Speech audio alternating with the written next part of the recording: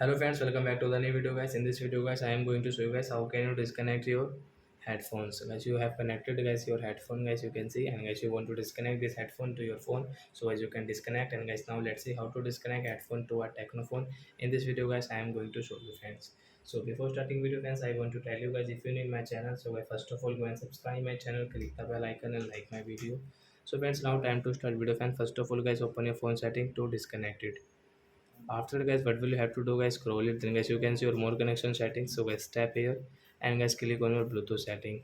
So as you can see guys, we have connected this bot Rosaka 410, and guys we want to disconnect.